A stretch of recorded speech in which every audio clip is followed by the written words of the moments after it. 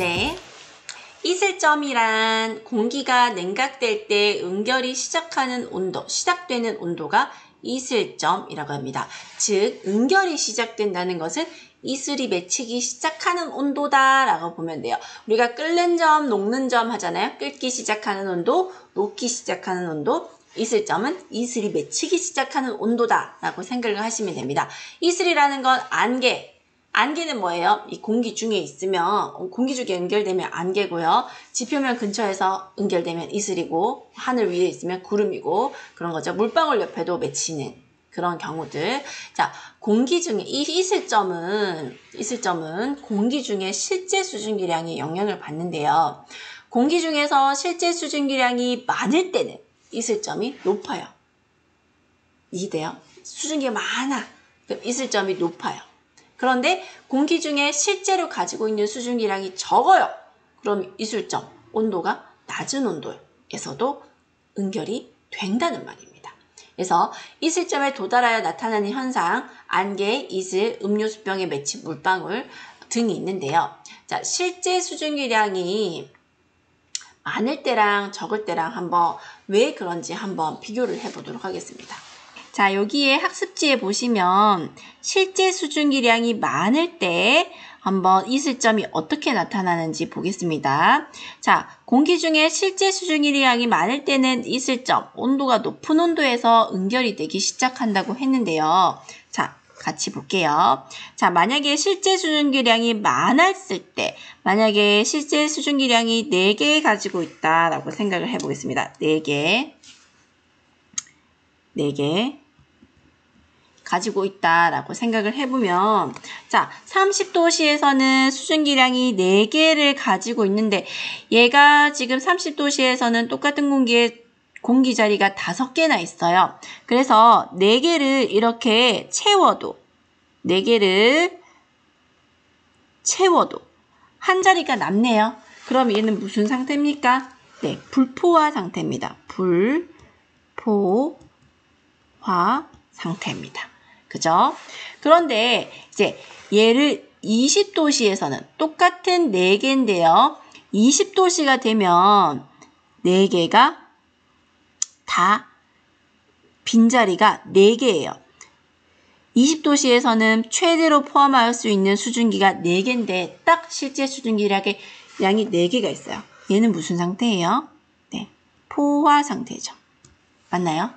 자, 이 포화 상태에서 뭐 되기 시작한다? 응결이 시작됩니다. 바로 응결이 시작되고 10도씨에서는 어떻게 돼요? 10도씨에서는 많은 이제 남는 자리 이런 애들은 이제 응결이 되기 하겠죠. 그래서 요 20도씨가 바로 뭐다? 20도씨가 응결이 되는 이슬점 되겠습니다. 실제 수증기량이 많을 때는 20도씨가 바로 응결이 되기 시작하는 온도가 되겠습니다. 그런데 실제 수증기량이 적을 때, 만약에 2개일 때 한번 알아보도록 하겠습니다. 2개일 때. 자, 2개일 때는 30도씨에서는 5개 자리가 있어요. 2개 채워도 3자리가 남죠. 그러니까 얘는 불포화 상태입니다. 불포화. 자, 20도씨에 있을 때 보겠습니다. 20도씨에서도 2개. 실제 수증기량이 적을 때예요. 2개. 아직도 불포화네요. 불포화 상태입니다. 자, 10도씨까지 내려가야 얘가 10도씨에서 최대로 가질 수 있는 수증기량은 2개인데 딱 2개가 딱 됐어요. 바로 포화 되겠죠. 여기서부터 뭐 되기 시작합니까? 응결이 시작됩니다. 그래서 응결이 되기 시작하는 온도, 이슬점 바로 10도가 되겠죠. 자, 실제 수증기량이 적을 때는 10도가 이슬점이 되고 실제 수증기량이 많을 때는 20도가 실제 수증기량이 됩니다. 즉, 공기 중에 실제 수증기량이 많을 때는 이슬점이 높고요.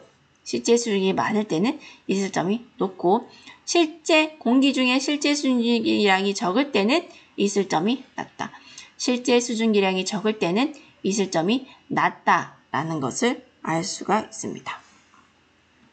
자, 그래서 그 밑에 한번 보시면 기온과 실제 수증기량은 관계가 없다라는 것을 알 수가 있죠.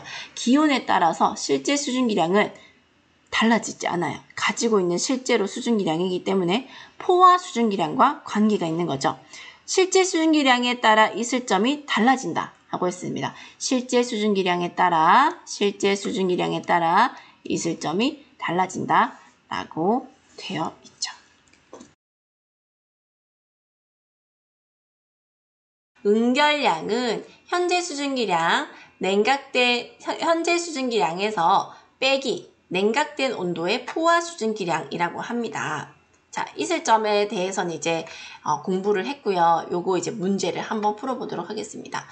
1번 A점의 공기 1kg을 20도씨로 낮추면 응결량은 얼마입니까? 라고 했습니다. A점의 공기를 1kg을 지금 30도인데요. 20도씨로 낮췄대요. 낮췄으면 얼만큼 응결이 될까요? 원래 30도씨에서 얘가 가지고 있는 수증기량이 30.4입니다. 30.4에서 뭘 빼면 돼요? 20도씨에서는 얼만큼 가지고 있을 수 있어요? 17.3만큼 가지고 있습니다. 그러면 이 차이만큼 여기에 뺀 요 차이만큼이 바로 뭐예요? 응결량이 되겠죠. 응결량이 뭐예요? 이제 그만큼 이슬이 맺힌다라는 뜻이에요. 빼면 얼마가 됩니까? 네, 13.1 되겠죠. 12.1이죠. 12.1 죄송해요.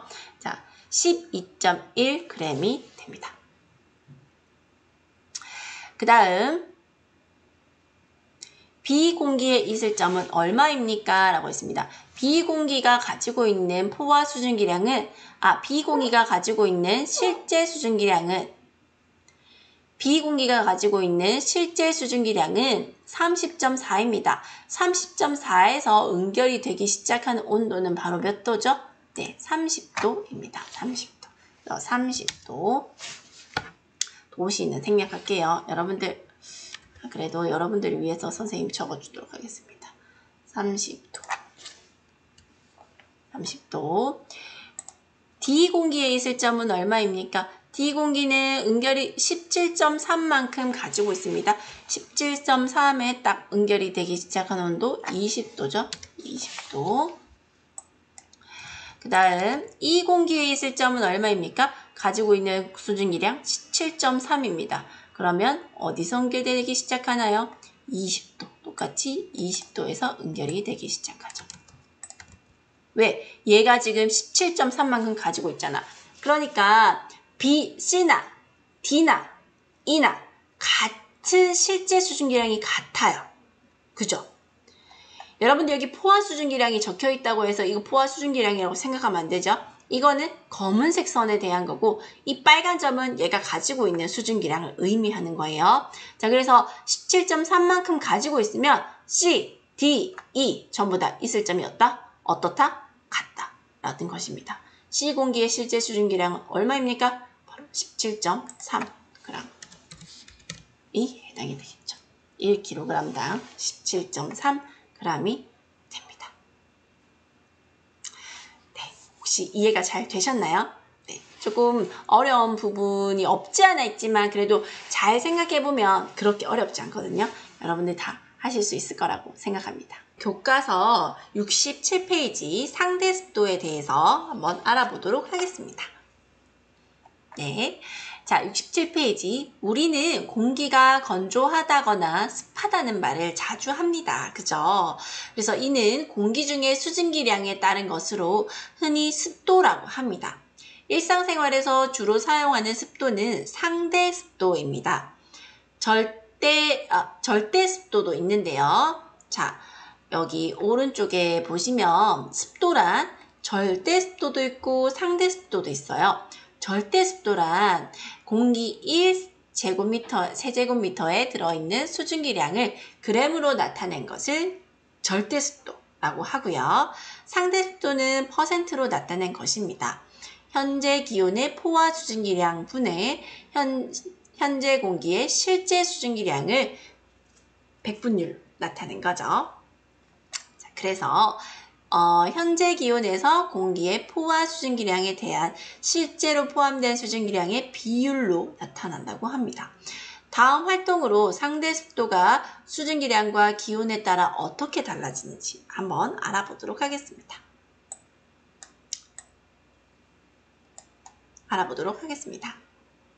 네. 자, 그림은 포화 수증기량과 실제 수증기량을 비교하여 모식적으로 나타낸 것인데요. 자, 기온이 일정할 때 보도록 하겠습니다. 자, 기온이 일정하다는 것은 기온은 무엇에 영향을 준다고 했죠? 지난 시간에 기온은 포화 수증기량에 영향을 준다고 했고 실제 수증기량은 이슬점에 영향을 준다고 했습니다. 자, 그러면 기온이 일정하다는 말은 포화 수증기량이 같을 때라는 뜻입니다. 포화 수증기량이 이 회색깔 공이 크기가 같죠. 그러면 실제 수증기량이 많으면 많을수록 자, 똑같은 20도씨인데요. 5.5g, 8.5g, 13.6g 실제 수증기량이 점점 많아지니까 상대 습도도 어떻게 될까요? 상대 습도도 가, 나, 다 순으로 많아집니다. 그죠? 자, 그 다음 그래서 기온이 일정할 때 수증기량에 따른 상대 습도의 변화를 설명해보자. 기온이 일정할 때는 뭐예요? 실제 수증기량이 많을수록 상대 습도가 증가한다라는 것을 알 수가 있습니다.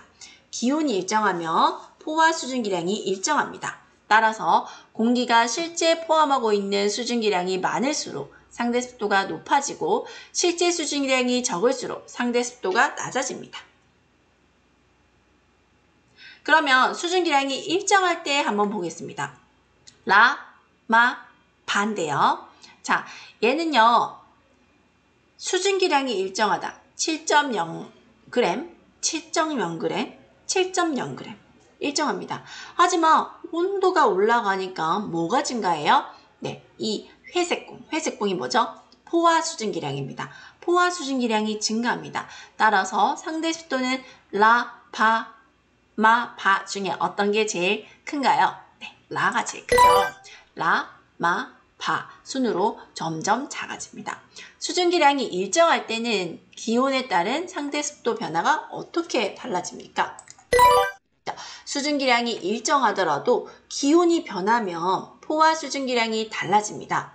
기온이 낮으면 포화 수증기량이 적고 기온이 높으면 포화 수증기량이 많습니다. 따라서 수증기량이 일정할 때 기온이 낮을수록 상대 습도가 높아지고 기온이 높을수록 상대 습도는 낮아진다라는 것을 알 수가 있습니다. 그래서 요 식을 꼭 알아두시고요. 자, 그래서 우리 책 먼저 보고 넘어가도록 할게요. 넘기시면 자, 기온이 일정하면 포화 수증기량이 일정하므로 공기가 포함하고 있는 수증기량이 많아질수록 상대 습도가 높아진다고 합니다. 반면 기온이 변하면 포화 수증기량이 달라지므로 공기가 포함하고 있는 수증기량이 일정해도 상대 습도가 달라지겠죠. 이렇게 두 가지 요인, 자, 기온이 달라지거나 실제 수증기량이 달라지거나 이렇게 해서 상대 습도가 달라진다고 합니다. 자, 기온이 낮아지면 여기 네 번째 줄 기온이 낮아지면 포화 수증기량이 감소하여 상대 습도가 높아지고 기온이 높아지면 포화 수증기량이 증가하여 상대 습도가 낮아진다. 이와 같이 상대 습도는 줄 그세요. 공기의 수증기량과 기온에 따라 결정된다고 합니다. 자, 비 오는 날과 맑은 날 두 개를 비교해보면 맑은 날보다 비가 오면 공기 중에 수증기량이 많아져서 상대 습도는 당연히 높겠죠. 맑은 날에는 그림과 같이 하루 기온이 변하여 상대 습도가 계속 달라진다고 합니다. 그래서 기온이 내려가면 상대 습도는 올라가고 기온이 올라가면 상대 습도가 내려가는 이런 형태를 반대의 형태를 볼 수 있겠죠. 하루 중 기온이 가장 높을 때를 찾아보세요. 언제예요? 3시, 6시, 9시, 12시, 15시 있는데 뭐 12시 지나서 15시점이 15시경, 3시경이죠. 오후 3시경이 가장 온도가 높을 때인데요. 이때 상대 습도는 어떻게 나타내는지 써보자 라고 했습니다. 상대 습도는 어떻게 나타날까요? 기온이 높으면 포화 수증기량이 많으니까 상대 습도는 당연히 낮아지겠죠.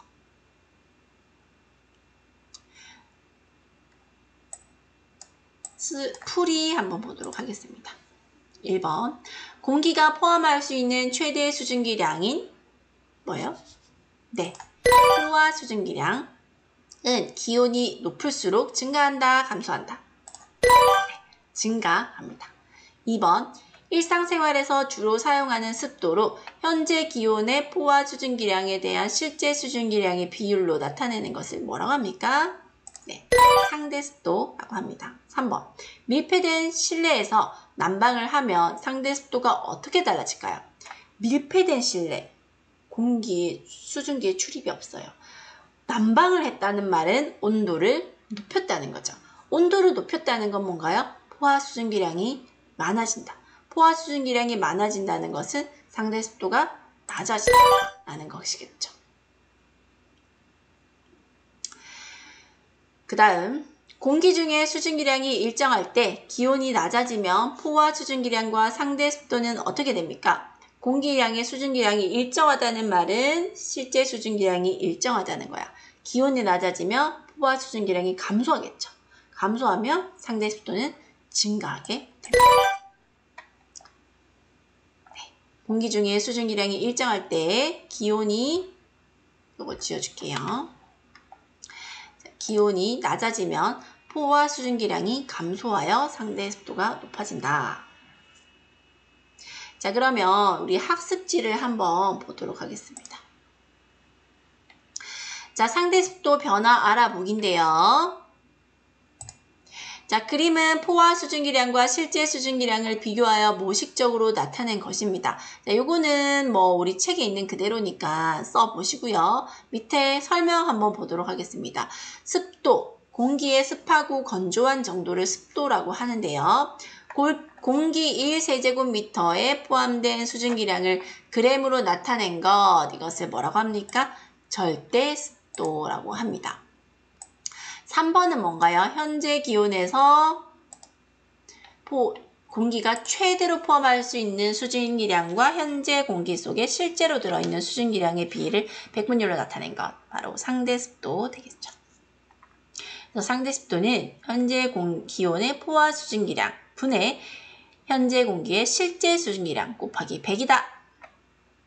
1번. 공기의 습도는 현재 공기의 온도. 선생님 이거를 비워놨어야 되는데 공기의 온도와 공기 속에 포함된 실제 수증기량에 의해 결정된다.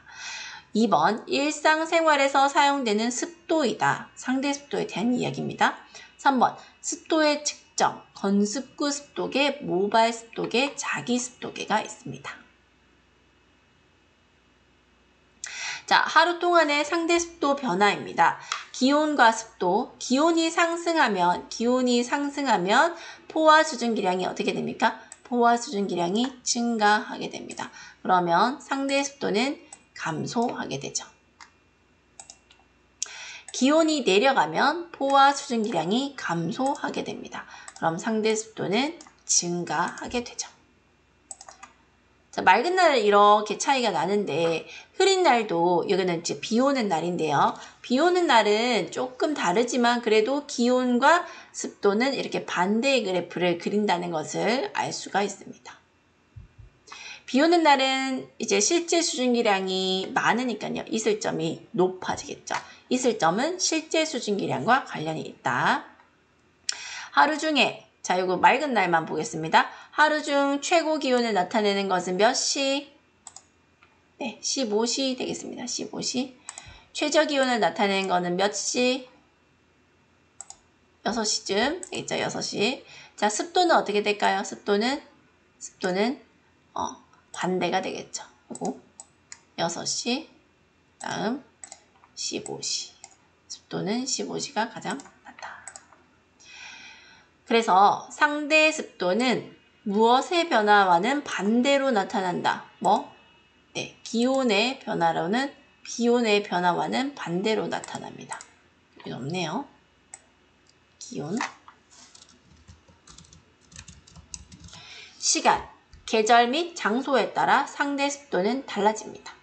맑은 날 공기 중에 포함된 수증기량이 거의 일정하므로 이슬전의 변화는 거의 있다 없다. 없다라고 보시면 됩니다. 없다.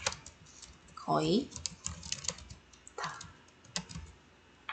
어떤 날일수록 습도의 일변화가 큽니까? 어떤 날이 큽니까? 맑은 날이죠.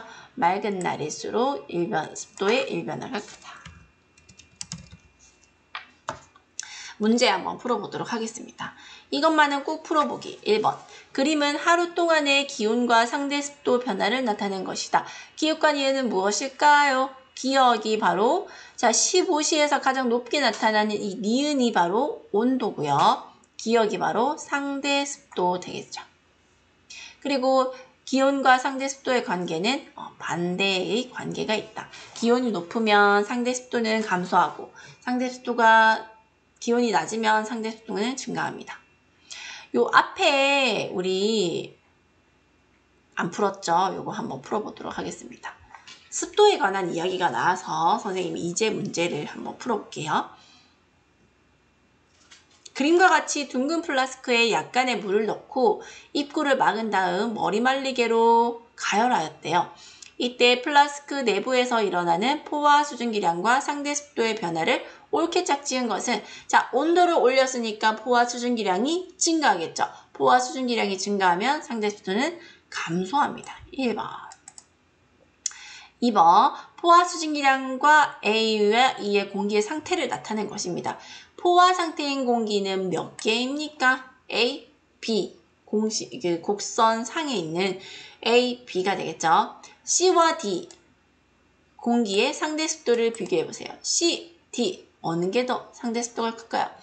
똑같은 가로축에 있다는 말은 실제 수증기량이 같다는 거죠.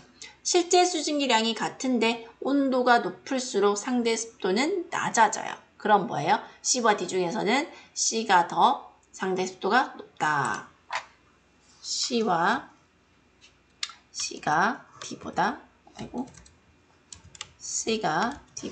상대 습도가 높다 라는 것을 알 수가 있습니다. D와 E 공기의 상대 습도를 비교해보세요. D와 E는 뭐예요? 온도가 같을 땐 실제 수증기량이 많은 D가 더 상대 습도가 높겠죠. 이해나요? 자, 그러면 이 포화 수증기량 곡선에서 A와 B의 상대 습도는 얼마일까요? 포화 수증기량 분의 현재 가지고 있는 수증기량 곱하기 100이죠. 포화 수증기량도 현재 수증기량과 지금 같은 성상에 있잖아요. 그러니까 A와 B의 상대 습도는 100%라고 할 수가 있겠습니다. 자, 여기까지가 상대 습도에 관한 이야기고 우리 책에 가습기 만들기가 있어요. 가습기 만들기. 여기 오른쪽에 보면 습도를 높이는 가습기. 그래서 나만의 가습기 만들기 여러분들 집에 있는 거 있으면 여러분들 한번 만들어 보시기 바랍니다. 그럼 안녕.